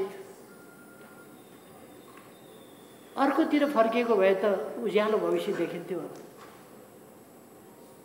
तर उहाँ क्षितिजभन्दा परेको भविष्य हेरेर हिँड्नु। क्षितिजभन्दा परको भविष्य हेरेर हिँडेपछि उज्यालो देखिँदो रहेछ। आज त त्यस्तो समय छैन नि। आज त्यस्तो समय छैन। आज त नेकपा एमालेलाई हल्लाउन पर्यो भने देश विदेशका सारा शक्ति मिलेर होस्टे भन्छ एउटाले, हैसे भन्छ अर्काले, होस्टे हैसे गर्दा बल्ल एमाले हल्लिँदो रहेछ। ढाल्ने त कुरै छोड्दैन। सरकारबाट प्रतिपक्षमा आएको भनेको कुनै ढलेको होइन। यो हामीलाई अर्गनाइजेसन गर्ने यो मौका अवसर मिलेको छ। यो कुनै हारेको होइन, हामीले पराजित भएको होइन। एकछिनका लागि अस्थायी धक्का। भारी बोक्ने मान्छे पनि एकछिन बिसाउँछ, खेल्ने मान्छे पनि कुद्छ अनि एकछिन यसो बिसाउँछ, आराम पनि गर्छ। हामीलाई यस्तै यो एउटा इन्टरभल जस्तो मिलेको छ अर्गनाइजेसन। हामी सरकारमा पनि भएको भएदेखि हामीलाई गाह्रो पर्थ्यो। विरोधी कच्याङ गरेको गर्दाखेरि यी कति नालायक छन् भन्ने कुरो जनताले बिर्सिन आँटिसकेका थियो। हाम्रा विरुद्ध कराकासन गरेर बिर्सिन आँटेका थियो। अहिले त जनताले त झलिसकिया छ नि। अस्ति त नेपाली काङ्ग्रेसका नेताहरूले भाषण गरे, यो सरकारभन्दा त अघिल्लै सरकार गतिलो थियो त धेरै राम्रो थियो, के गल्ती गरिएछ यस्तो आफ्नै मुखले भने नि त भन्न पर्दो रहेछ। आज त हामी त्यो ठाउँमा छौँ। नेकपा एमाले अलिकति एक कदम पछाडि एमालेलाई धकेल्न पर्यो भने देशभित्रको मात्रै होइन दुनियाँको सारा शक्ति लाग्नु पर्दो रहेछ र एक कदम पछाडि सार्न सकिँदो रहेछ।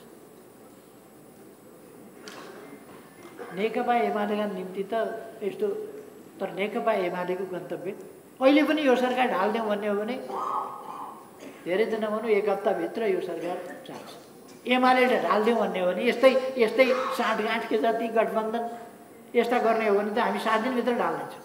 लोभी पापीहरू छन्, दिए भइगयो नि, हलिहाल्छ। त्यो कुन साथी दिए सिद्धिने कुरा छ त्यहाँ, के छ र? अरूले भन्दा हामी दिन सक्छौँ नि। अरूले 5 बिलो लाउनुपर्छ, बिलो। हामीलाई त के छ र, सिँगै आफू हो।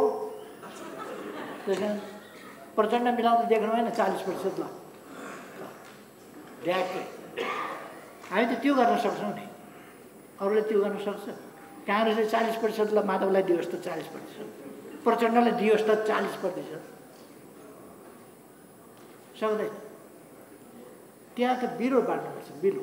गाउँघरतिर बिरो भन्ने चलन थियो, तपाईँहरूको कतिको आजकल सहरतिरै बसेका मान्छेहरूलाई त थाहा हुँदैन। गाउँघरतिरका मान्छेहरूलाई चाहिँ बिलो भन्ने पहिले चलन थियो, अझै पनि गाउँघरमा अलि छ दुर्गम ठाउँहरू। तर हाम्रो गन्तव्य, हाम्रो अभिष्ट चाहिँ सरकार बनाउने होइन, देश बनाउने र सरकार बनाउने कुरा फरक छ। हामी देश बनाउनका लागि हामी जित्ने कुरा किन गरिरहेका छौँ? हामी सरकार बनाउने कुरा गरिरहेका छौँ किन छौँ भन्दा देश बनाउनका लागि। देश बन्ने निश्चित गरेर मात्रै हामी सरकार बनाउँछौँ। जसो पाए त्यसो सरकारमा कुदेर यसपल्ट अलिकति लज्जाजनक काम केही भए। नेकपा एमालेका सांसदहरू मन्त्री पाउँछु भन्दाखेरि हेर्नुहोस् त अन्त बिजोको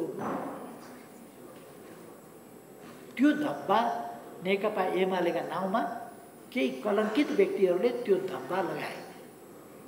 कम्युनिस्टका नामका कलङ्कहरूले त्यो धब्बा लगाए।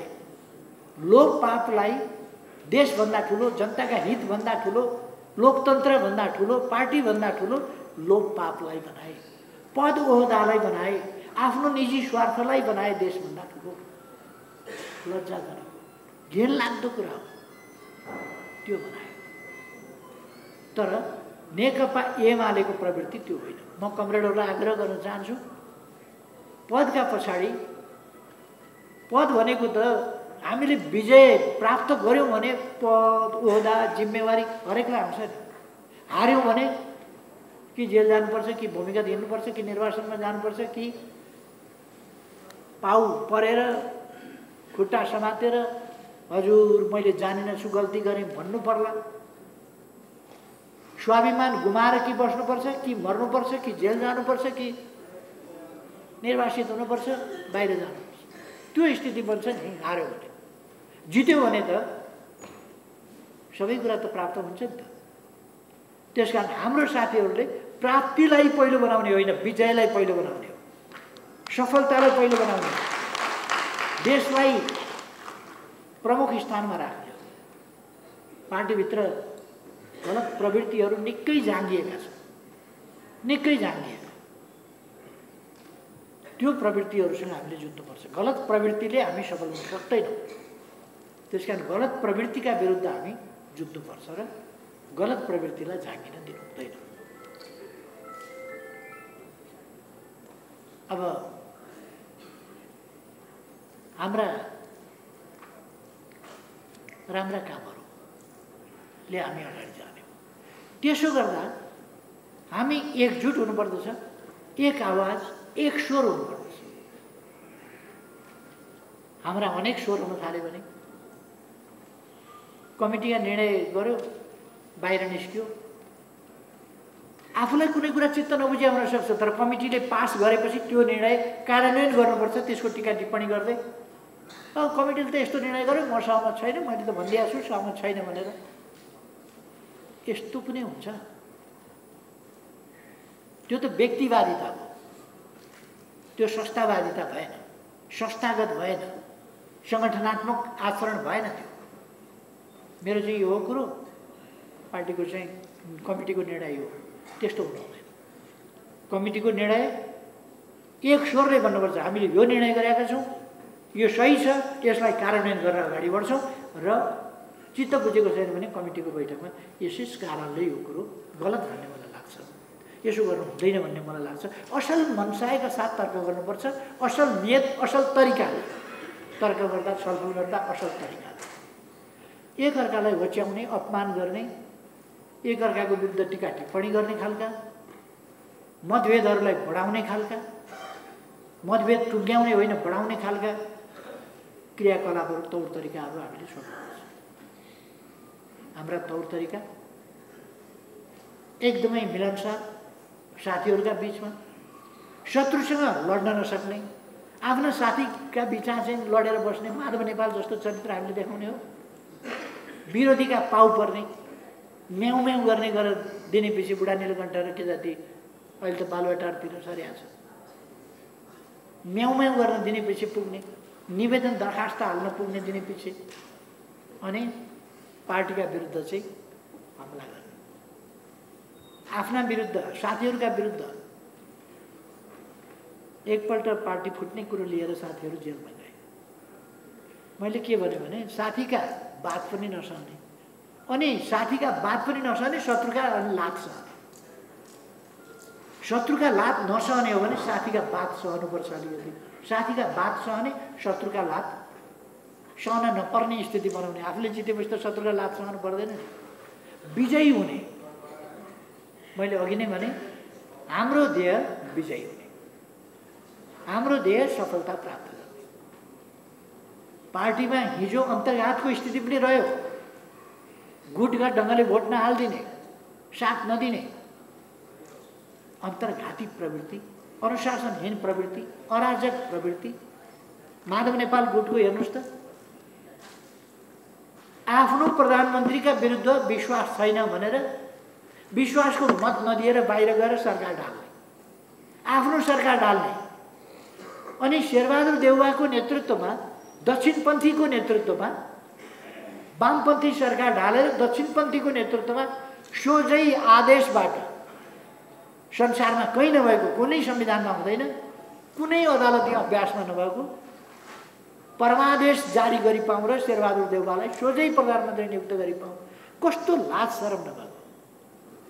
अनि यस्ता पनि वामपन्थी हुँ भनेर, अनि दक्षिणपन्थी अवसरवादको विरुद्धमा लड्ने अरे उनीहरू। दक्षिणपन्थी अवसरवादको विरुद्धमा पुगेन, धुप लिएर जाऊ शेरबहादुर, धुप दुहार गर, स्याउमा यसो राखेर धुप सिन्का गाड,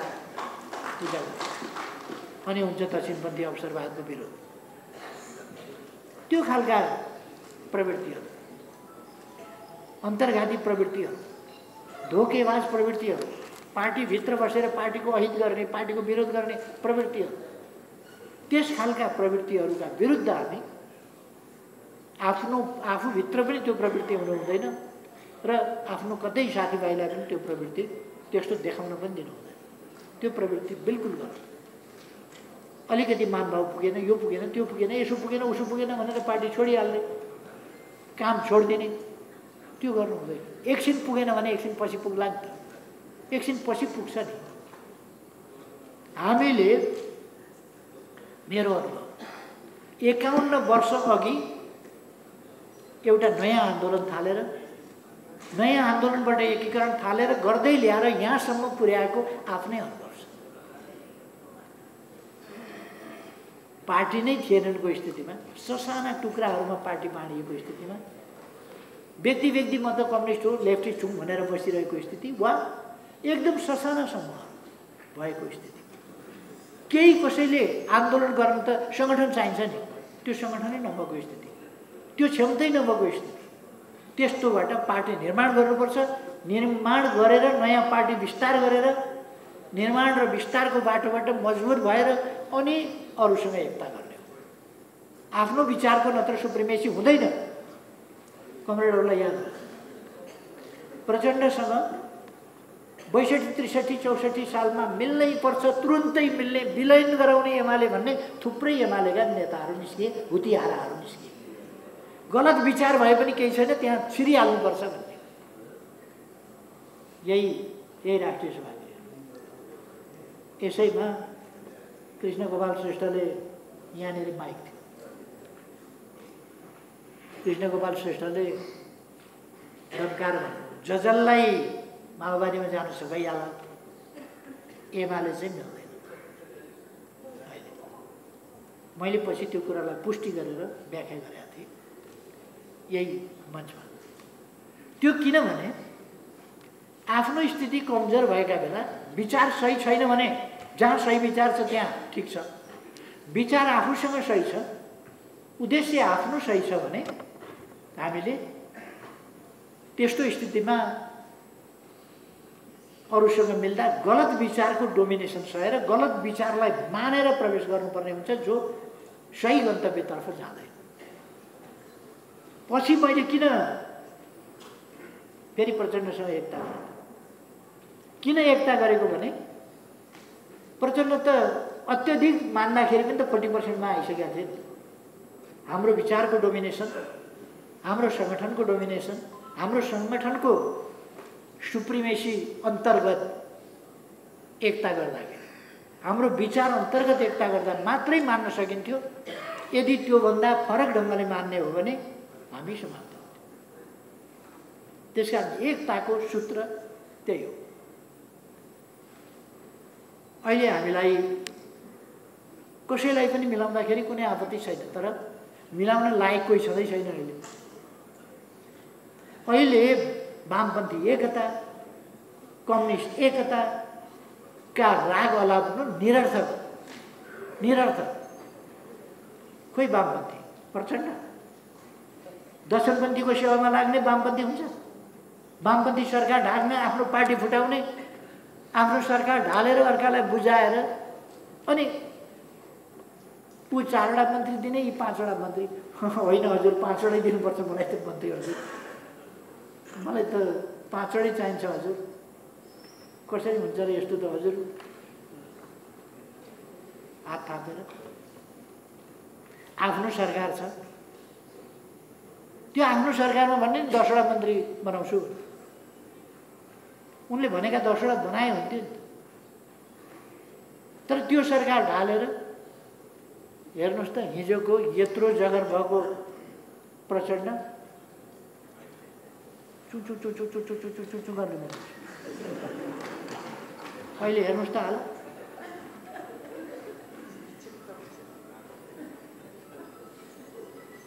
यो खालको त्यो के भने आन्दोलनप्रतिको निष्ठा भएन, विचारप्रतिको निष्ठा भएन, गन्तव्य भएन, त्यो गन्तव्यप्रतिको निष्ठा भएन र विजयका लागि, देशको विजयका लागि, मेरो विजय होइन, आफ्नो विजय होइन, व्यक्तिको विजय होइन, देशको विजयका लागि काम गर्ने हो भने त सबभन्दा त्यसको पहिलो लाभ त नेतालाई जान्छ नि। सबैले खटे पनि उपलब्धि चाहिँ के हुन्छ पहिली भन्दाखेरि नेताले फलानाले गर्दाखेरि छैन, फलानाले राम्ररी लिड गरेर यो उपलब्धि हासिल हो भनिहाल्छ नि, नेतैलाई जान्छ। नेताकै बुद्धि बिग्रियो भने प्रचण्ड माधव हुन्छ, नेताको बुद्धि बिग्रियो भने के हुँदो रहेछ भन्दा प्रचण्ड माधव हुँदो रहेछ। हामीले आन्तरिक अनेकता होइन, आन्तरिक एकतामा जोड दिनुपर्छ र एकता बनाउनुपर्छ। हिजो कताको के को अब यो 10 मुदे के जातिको यो एकतारे बजाएर भजमान गोविन्दम 10 मुदे टन्डिङ यो पनि धेरै गरिरहनु आवश्यक छैन। एक ठाउँ मिलेर एकताबद्ध भएर अगाडि बढौँ न कुरो। अब कति बजाउने 10 बजे ट्यान्डिङ ट्यान्डिङ ट्यान्डिङ ट्यान्डिङ ट्यान्डिङ माधव आउँछ कि पार्टी फुटाउँदैन कि भनेर 10 बजे गरिहाल्थ्यो। अब के 10 बजे 10 बजे 10 बजे हाम्रो पार्टी हामीले बनाएको पार्टी अलरेडी साथीहरूले बाटो अलरेडी बिराउनु भयो होला, फर्केर आउने काम गर्ने सिद्धियो नि त। हामीले भनेका छौँ। माधव नेपालको कुरो बेग्लै हो। माधव नेपालसँग झुक्किएर गएका साथीहरू बाटो बिराएका पनि फर्क भनिरहेका छौँ हामी। कुनै भेदभाव गर्दैनौँ। आऊ काम गरौँ। योग्यता अनुसार प्रदेश कमिटीमा बस्ने, योग्यता अनुसार केन्द्रमा बस्ने, योग्यता अनुसार जहाँ राख्न मिल्छ त्यहाँ राख्ने कुनै आग्रह छैन, बनाऊ। तर माधव नेपाललाई नो इन्ट्री। यसमा के भने लुकाएर कुरा गर्नुपर्ने कुनै आवश्यकता छैन। यो कूडा कर्कट फाल्ने, डस्टबिन फाल्ने यो के हो त्यो डम्पिङ साइट, यो बञ्चारी डाँडा हो यो नेकपा एमाले। त्यसकारण यो पार्टीलाई पवित्र पार्टीको रूपमा राखिन्छ। पवित्र पार्टीको रूपमा राख्दाखेरि माधव नेपाल कुहेको आलु बोरामा हाल्ने, तपाईँ अरू आलुसँग मिसाउनु, त्यसले ब्याक्टेरिया फैलाएर अरू आलु पनि खुवाइदिन्छ। अहिले मान्छे किन केही मान्छे बिग्रियो भन्दा माधव नेपालले गर्दा बिग्रियो।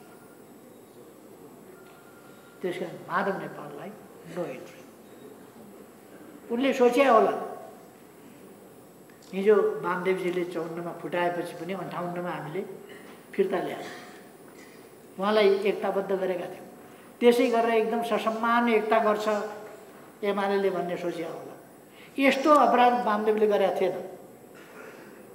सरकार ढालेर गएको होइन, छोडेर गएको। सरकार ढालेर, वामपन्थी ढालेर दक्षिणपन्थी सरकार बनाएर क्रान्ति गरेँ, अग्रगमन गरेँ भन्दै हिँडेको झुट फटा काम गरे होइन वामदेव। वामदेवले राम्रो काम गर्नुभयो त्यति बेला भने होइन, बेठिक थियो। तर यस्तो हदसम्मको अपराध थियो। यो त राजनीतिक आन्दोलनकै इतिहासमा, यो लेफ्ट मुभमेन्टको मात्रै हिस्ट्रीमा होइन, विश्वको राजनीतिक आन्दोलनको इतिहासमा यति निर्लज्ज, यति घटिया, यो त माधव नेपाल भनेको त एउटा हिस्ट्रीमा यस्तो एउटा नकारात्मक चरित्रको रूपमा उल्लेख हुने व्यक्ति हो। हामीले त्यसकारण आफ्नो पार्टीलाई एकताबद्ध बनाएर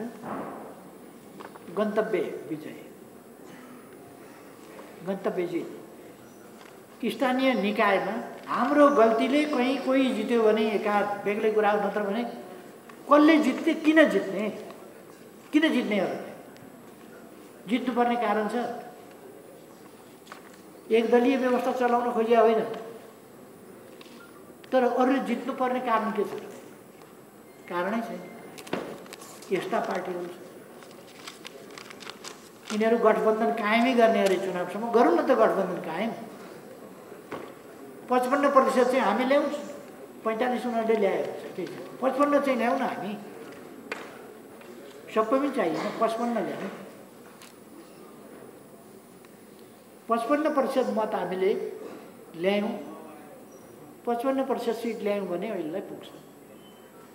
55% मत, 55% सिट पार्लियामेन्टको कुरो। तल्लो निकायमा चाहिँ 55% हुँदैन, तल्लो निकायमा चाहिँ त्योभन्दा बढी नै हामीले जानुपर्छ। माथि 55% भयो। अहिले हामीलाई संविधान संशोधन गरिन हाले पनि केही फरक पर्दैन। बहुमत चाहिँ हामीले कमसेकम ल्याउनुपर्छ। कमसेकम कमरेडहरूलाई अनौठो लाग्ला होला र आउला र जस्तो कमरेडहरू जनताका बिचमा जानुहोस्। तपाईँहरूको मनोबल आफ्नो पनि उठ्छ जनताका बिचमा गएपछि। घर घरमा, गाउँ गाउँमा जनताका बिचमा जानुहोस्, केटाकेटीका बिचमा जानुहोस्, युवाहरूका बिचमा जानुहोस्, झन् बनाउनुपर्छ। हामीले असाधारण काम गरेका छौँ। हामीले असाधारण, नेकपा एमाले जस्तो पार्टी अर्को छँदै छैन। मैले सुरुमा त्यहाँबाट सुरु गरेका थिएँ। नेकपा एमाले जस्तो पार्टी अर्को छँदै छैन, जोसँग विचार छ, गन्तव्य छ, उद्देश्य छ, त्यहाँ पुग्ने बाटो छ, त्यहाँ पुग्ने तरिका छ, त्यहाँ पुग्ने नीति छ, त्यहाँ पुग्ने कार्यक्रम छन्, त्यो कार्यक्रम लागू गर्ने योजना छ, त्यसका निम्ति आवधिक र विषयगत लक्ष्यहरू छन्। तिनीहरूलाई पुरा गर्दै हामी जान्छौँ। यी कुराहरू हामीले गर्नुपर्छ। अहिले पनि हामीले जागरणका अभियन्ता पनि हुनु परेको छ, आधुनिकीकरणका अभियन्ता हुनु परेको छ, हामी सहकारीका अभियन्ता हुनु परेको छ। सहकारीहरू मार्फत हामीले अर्थतन्त्रलाई, सानो पुँजीलाई जम्मा गरेर ठुला काम गर्ने परिपाटी, गरिबीमा समृद्धि हासिल गर्ने, गरिबी निवारण गर्दै जाने, बेरोजगारीलाई रोजगारीमा परिणत गर्ने, गरिबीलाई जीवनयापन र समृद्धितर्फ लाने। सहरमा पनि काम लाग्छ र ग्रामीण क्षेत्रमा अत्यधिक काम लाग्छ। अर्को म कमरेडहरूलाई भन्न चाहन्छु, आज ग्रामीण क्षेत्र जति जागृत छ,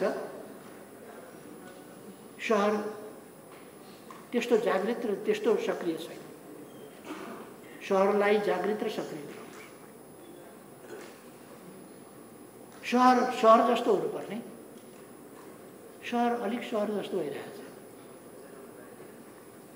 राजनीतिक रूपमा भोट हाल्नुलाई भइगयो नि भन्ने खालको गतिशीलता कम, कार्यकर्ता उत्पादन कम। त्यो ठाउँमा अहिले कार्यकर्ता उत्पादन कसरी हुन्छ? हिँड्दै नहिँडिकन धावक हुन्छ, हिँड्न पनि अल्छी गर्छ, हिँड्दैन, अनि धावकमा म चाहिँ किन परिन हुन्छ? धावक हुनलाई पहिले हिँडाउनुहोस्, हिँडेपछि दौडाउनुहोस्, दौडाएपछि आफै धावक हुन्छ। उसलाई धावक बनाउनु पर्यो नि। सहरका कार्यकर्ताहरू निकाल्नुहोस्। महिला दिदीबहिनीहरू 33% हामीले त पुर्याउनै पर्नेछ। महिला दिदीबहिनीहरू अहिले यो खास गरी स्थानीय तह र प्रदेशमा हामीले जे व्यवस्था गऱ्यौँ त्यसले अहिले महिला नेतृत्व अलिक सशक्त भएर आएको छ। अलिक सामाजिकीकरण पनि भयो, सशक्तिकरण पनि भयो। नीति निर्माणको तहमा सहभागी मात्रै होइन कि आफै नीति निर्माताको तहमा उसले भूमिका खेल्न पायो। त्यसो गर्दा महिला समूह बढी सशक्तिकरण, छोटो अवधिमा असाधारण सशक्तिकरण भएको छ। यसलाई तीव्रता दिनुहोस्। महिला दिदीबहिनीहरूका विचार सङ्गठन विस्तार गर्नुहोस्, उहाँहरूलाई गतिविधि गर्न प्रोत्साहित गर्नुहोस् र युथ, यङ जेनेरेसन, हामीहरू अलिक अब बिस्तारै बिस्तारै शिथिल हुँदै जान्छ। यङहरू त शिथिल हुँदैन नि अहिले। त्यस कारण यङ जेनेरेसनमा, युथमा पस्नुहोस्, युथलाई उचाल्नुहोस्, युथमाथि भर पर्नुहोस्। अलिअलि थोरै तिनो युवापन देखिएला। मैले एउटा नयाँ आन्दोलन थालिराखेका बेला आफ्नो उमेर सम्झिन्छु। 18, 19, 20 वर्षको उमेरमा एउटा नयाँ आन्दोलन थालिएको थियो, जुन आन्दोलनलाई नै आधार मानेर अगाडि बढ्दै जाँदा आज हामी यस ठाउँमा पुगेका छौँ। केही नभएको ठाउँबाट भन्नुपर्छ, केही नभएको ठाउँबाट, जिरोबाट भन्नु त मिलेन, तर 1-2 को स्थितिबाट यहाँ पुगेका छौँ। आज कमसेकम 45, 50, 55 को स्थितिमा पुगेका छौँ। आज हामी 55 को स्थितिमा पुगिसकेका थियौँ, तर केही तत्त्वहरूले हामीलाई अलिकति धक्का दिँदाखेरि फेरि 45, 50 को स्थितिमा हामी पुगेका छौँ। होला 55 मा पुगौँला, 60 मा पुगौँला, यो चुनावले हामीलाई परिणाम देखाउँछ। तर यङ उमेरमै गरे हो। माओ सेतुङहरूले यङ उमेरमै सुरु गरेर 28 वर्षमा त्यत्रो चिन जित्या थियो। यो त यति सानो देश छ नि। यो त 28 वर्षमा त 6 जनाले सुरु गरेको पार्टी 28 वर्षपछि त चीन मुक्त गरेका थियो। जापानसँग लडेर, प्रतिक्रियावादी कुमिन्तानसँग लडेर, सबलाई लखेटेर चाहिँ 28 वर्षमा उनीहरूले जितेका थिए। हामीसँग आज यत्रो पार्टी छ नि, यत्रो पार्टी मजाले लागु त गजबसँग। कसले छेक्न सक्छ, कसले थेक्न सक्छ एमालेको यो तुफान, यो हुरी एमालेको कसले थेक्न सक्छ? यो एमालेको बाढीलाई कसले छेक्न सक्छ? त्यसकारण हाम्रो हातमा छैन। म विश्वास गर्छु बागमती प्रदेश कमरेडहरूले जुर्कै उठाउनु हुनेछ। बागमती प्रदेश राजधानी भएको प्रदेश, यसलाई साँच्चै केन्द्रीय राजधानी पनि, प्रदेश राजधानी पनि राजधानी महानगर यस्तो ठाउँ। त्यसो भएर म कमरेडहरूलाई आग्रह गर्न चाहन्छु, यसलाई त्यस अनुकूलकै त्यस अनुरूपकै बनाउनुहोस्। यो कमरेडहरूको हातमा छ। तपाईँहरूको योजनाबद्ध काम मात्रै गरेर हुँदैन, योजनाबद्ध काम अघि नै मैले भने योजनाबद्ध काम। आफूलाई केन्द्रित नगर्नुहोस्, विजयलाई केन्द्रित गर्नुहोस्। म हुने कि अर्को क्यान्डिडेट हुने छोडिदिनुहोस्। जो हुँदा सफल हुन्छ, अहिले त्यही सफल बनाउने। जो हुँदा हुन्छ सफल बनाउने, सफल बनाएर अगाडि जाने। त्यसमा लाग्नु म कमरेडहरूको हार्दिक आग्रह गर्न चाहन्छु। यो शपथ ग्रहणका बेला शपथ ग्रहण समारोह भनेको एक ढङ्गले भन्यो भने अब कामको प्रारम्भको घोषणा हो। यो कामको प्रारम्भको घोषणा गरिरहेका बेला र कामको निम्ति प्रतिज्ञा गरिरहेका बेला, अनुशासित र सक्रिय ढङ्गले काम गर्ने प्रतिज्ञा गरिरहेका बेला मैले कमरेडहरूसँग यी कुराहरू गरेको, यस ढङ्गले काम गरौँ भनेर। अब आज देशमा मैले अघि नै भने सरकारको सम्बन्धमा त आलोचना गर्न पनि लायक रहेन। सरकार धेरै केही भन्दैन।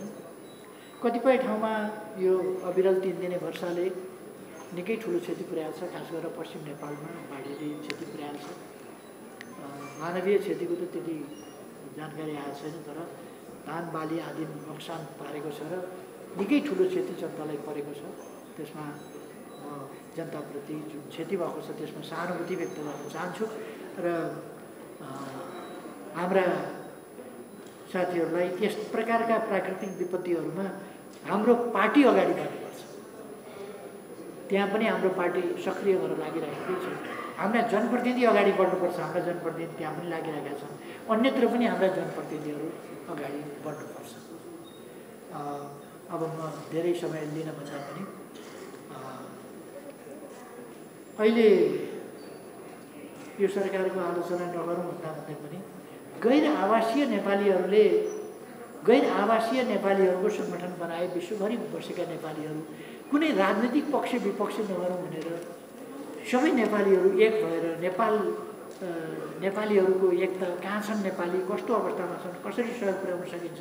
र उहाँहरूले कोभिड-19 का बेला उहाँहरू बसेकै ठाउँमा पनि कोभिड थियो, संसारभरि कोभिड थियो, तर पनि नेपालमा गैर आवासीय नेपालीहरूले सङ्गठित ढङ्गले व्यक्तिगत ढङ्गले अनेक ढङ्गले सहयोग पनि पुर्याउनु भयो देशलाई। राजनीतिभन्दा फरक राष्ट्रिय भावना, एकताका भावनाले, जातीय भावना होइन, राजनीतिक भावना होइन, यो धर्म र त्यो धर्म भनेर होइन, यो पार्टी त्यो पार्टी भनेर होइन, यो जात त्यो जात, यो ठाउँ त्यो ठाउँ भनेर होइन, राष्ट्रिय भावनाका साथ नेपालीपनका साथ सङ्गठित हुने र केही गर्ने भनेर लाग्छ। अहिलेको सरकार खास गरी काङ्ग्रेस र काङ्ग्रेसका दुईटा झम्केपु छन्। यिनीहरूले आन्दोलनलाई बडो नराम्ररी छेदविच्छेद बनाइरहेको छ। अधिवेशन हुन दिएको छैन, अधिवेशन रोकिएको छ। परराष्ट्र मन्त्रालय त कस्तो भएको छ भने त्यो नाइबी जसको हातमा छ उसको आदेश अनुसार मात्रै आदेश तामेल गर्ने एउटा तामेली अड्डा भएको छ र गैर आवासीय नेपालीहरूको सङ्गठनलाई छेदविच्छेद गर्ने, अधिवेशन हुन नदिने। सरकारले यस्तो हस्तक्षेप होइन, सहयोग गर्थ्यो योभन्दा अगाडि। सहयोग गर्ने होइन, अब त्यहाँ फाटो पार्ने, त्यहाँभित्र राजनीति गर्ने। म काङ्ग्रेसलाई भन्न चाहन्छु र काङ्ग्रेसका पिछलग्गुहरूलाई भन्न चाहन्छु, चुनावमा हामीसँग लड्न आउन यहाँ देशभित्र, हामीसँग लड्न आऊ। के एनआरएमसँग लडिरहेको, हामीसँग लड्न आउन। लड्ने भने त हामीसँग हो नि चुनाव त। एनआरएमसँग चाहिँ झमेला गरेका छ बेकार। उनीहरू आफ्नो कमाएका छन्, खाएका छन्, देशलाई मद्दत गरौँ, सहयोग गरौँ भनेका छन्। हामीले 10 अरबको लगानीको स्वीकृत गऱ्यौँ, उनीहरू रकम ल्याउँदैछन्, पहिलो किस्ता ल्याए, अरू ल्याउँदैछन्। त्यसलाई अहिलेको सरकारले रोकिदिइरहेको छ। अहिलेको सरकार सम्मेलन गर्न आएका प्रतिनिधिहरूलाई सम्मेलन गर्न दिइरहेका छैन। कस्तो कुलङ्कार, जहाँ पनि विभाजन, जहाँ पनि फाटो, जहाँ पनि अस्तव्यस्तता, यस्तै हुन्छ लोकतन्त्र, लोकतान्त्रिक सरकार, लोकतान्त्रिक पार्टी। कमसेकम अरूलाई लाज नलाग्यो भने काङ्ग्रेसलाई त लाज लाग्यो। गैर आवासीय नेपालीहरूका बिचमा पहिले कुर्सी हानाहान गरेर लाज मर्दो बनायो। यसपल्ट सम्मेलन भइरहेको छ। कतिवटा कुरामा यिनीहरूको टिप्पणी पनि धेरै के गर्नु। वास्तवमा न्यायालयको हुर्मत निकालेका छन्, बेइज्जत गरेका छन्। आज टीका टिप्पणीको विषय बनाएको छ। अरू निकायहरू त्यस्तै गर्दछ। सरकार त नाङ्गो नाचै गरिरहेका छ। यो दुःखद स्थिति। अस्ति मैले त्यसै कारण भने यो कसरी चल्छ। यो बाँडी के मिलिजुली बस्ने बाँडीचुँडी खाने भन्छ। झगडा गर्दै बाँड्दै खाँदै गरेका छन्। मिलिजुली पनि छैन। झगडा पनि गर्दैछन्, बाँडीचुँडी पनि खाँदैछन्। यो देशको समय बर्बाद भइरहेको छ। त्यसै कारण मैले भने अर्ली इलेक्सन भयो भने पनि, अब त अर्ली इलेक्सन हुने हो, अर्ली इलेक्सन भए पनि त्यो ठिकै छ। तर यो सरकारले समय देशको यति छिटो विकास भइरहेको दुनियाँमा, आजको दुनियाँमा यो सरकारको काम गर्नाले देशको असाधारण बहुमूल्य समय बेकार खेर गएको छ, बर्बाद भइरहेको छ, जसप्रति हामी अलिक संवेदनशील हुनु जरुरी छ। तर हामी जहिले होस् चुनाव, जुन तहको होस् चुनाव, सबै तहका चुनावमा हामीलाई विजय चाहियो। हाम्रो गन्तव्य विजय। बुल्स आई भन्छ नि, त्यो निशाना हान्ने ठाउँमा त्यो एउटा गोलो बनाएको हुन्छ नि सानो बिचमा। हाम्रो निशाना त्यो बुल्स आई जस्तै चुनावमा विजय। त्यसका लागि तयारी गरौँ। म साथीहरूलाई आग्रह गर्छु, त्यसका निम्ति तयारी सबभन्दा पहिले विचारयुक्त, अनुशासित, गतिशील, सङ्गठित, एकताबद्ध सङ्गठन, एकदमै गतिशील सङ्गठन र त्यो गतिशील हो। यही अपेक्षाका साथ म कमरेडहरूलाई फेरि एकपल्ट बधाई र शुभकामना